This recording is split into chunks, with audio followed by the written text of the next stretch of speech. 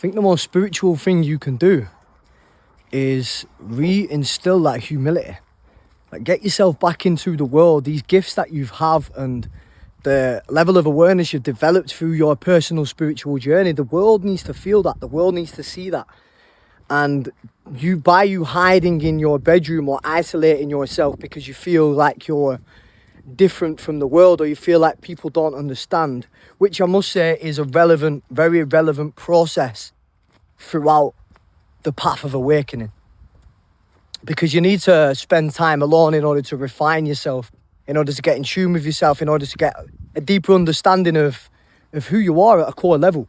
But once you've done that, I mean, yeah, there's always work to be done.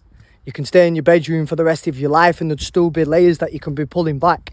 But there comes a point where you have to put one foot back into society. And it doesn't mean that you go back to your old ways of operating and your old ways of thinking and seeing the world. Because that was always my fear. I was holding myself back from going into society in the fear that I'd just instantly go back to the person I used to be.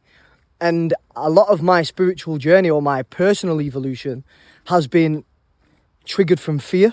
It's been pushed. I've been running away so far in the opposite direction from the person that I used to be. So as an effect of that, I've been running towards the person I aspire to be, or I've been running to the person I've been running to evolution. I've been running to evolve. I've been trying to get better. And as a byproduct, I've completely dismissed and cut out my human way of living, my human way of life. And unfortunately, if you're living on this planet, you cannot just hermit yourself and cut yourself off and isolate yourself completely from the world. You need to still be involved in this human game, in the game of life, for as long as you live on this earth. Like, you cannot just dismiss the fact that everybody around you is still a human and they don't always see the world on the level that you see it at. Now, this was something that I really struggled with, because I felt like nobody could see the world like I did, or they wasn't on the same spiritual path that I was. I thought now then, like, I'm superior, so I'm better than these people. I put myself above these people because, well, I can see the world from a higher perspective or a higher awareness. And then once you start doing that, you realise that this then starts to create what they call the spiritual ego, which I didn't actually know I was operating out of up until quite recently. And I've just been having layers of ego death, so things have just been falling apart. Like, my life's been falling apart completely on the outside as well, just as a manifestation of how I've been feeling inside. And one of the egos that has collapsed is the spiritual ego, believing that I'm all of a sudden superior to the people that I'm around, or the people in this world that aren't on a spiritual journey and on a spiritual path, that are living the human game, that are waking up every day chasing success and achieving things outside in the world.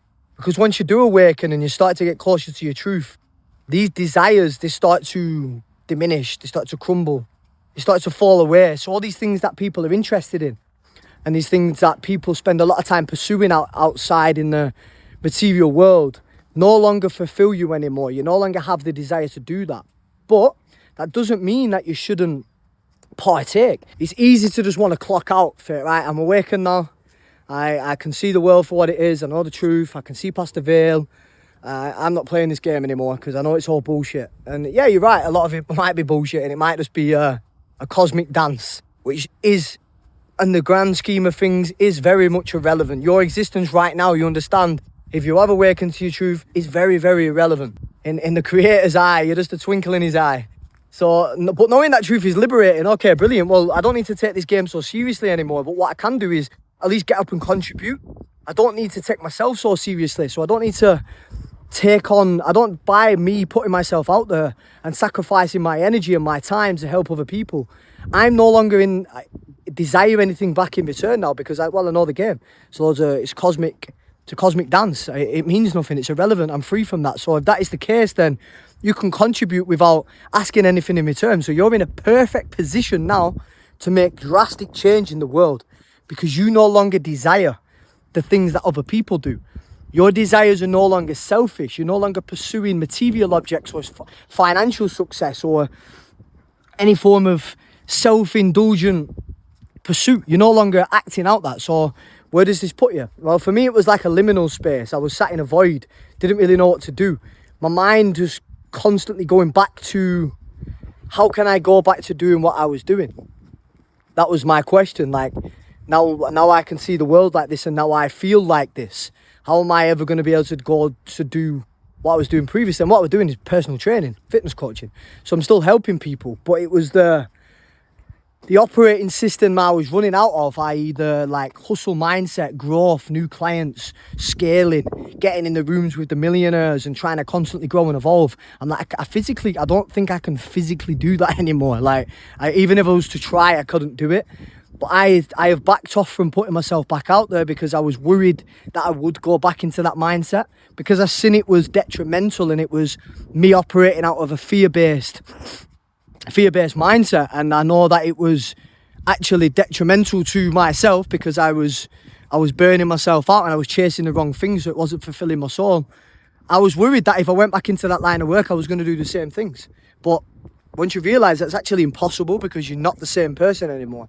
So to go back to repeating the same habits, or going back to, you can repeat the same habits, but it's still coming from a different place.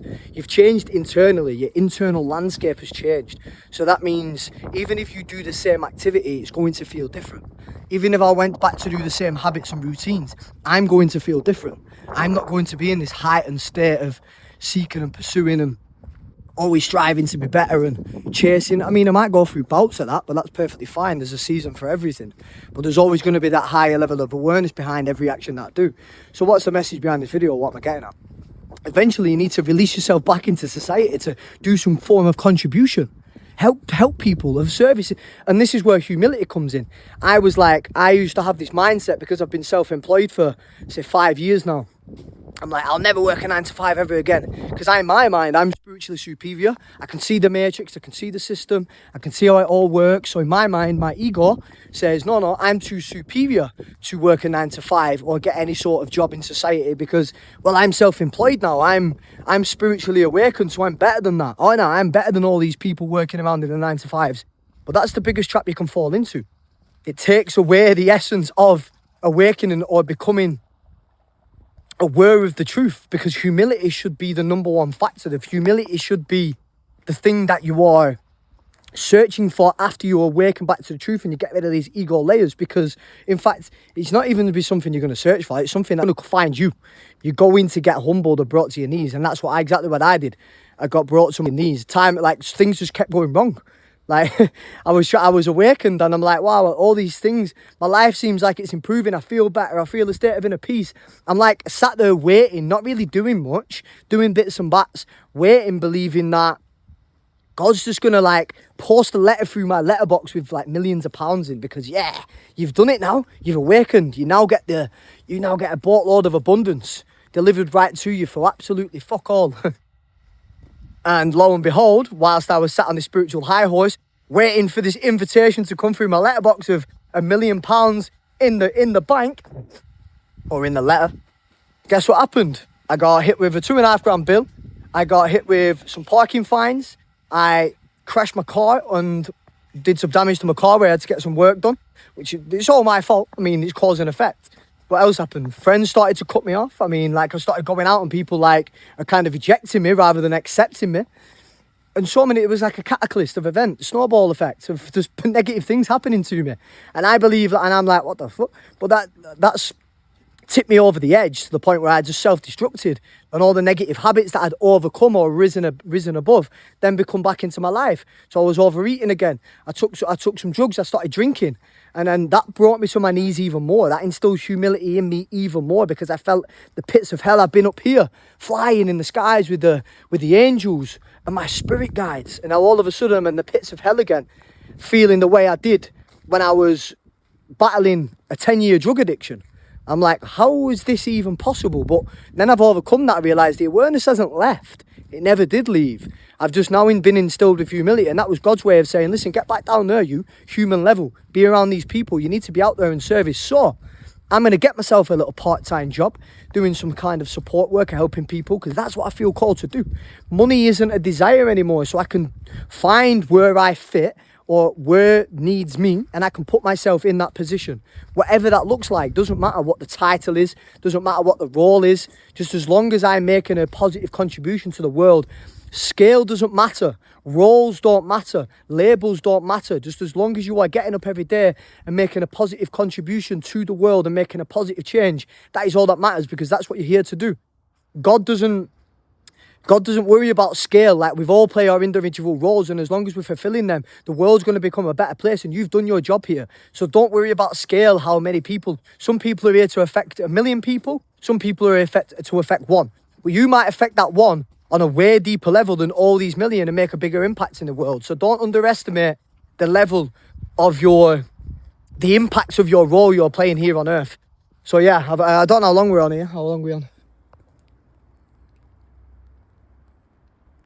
Ooh.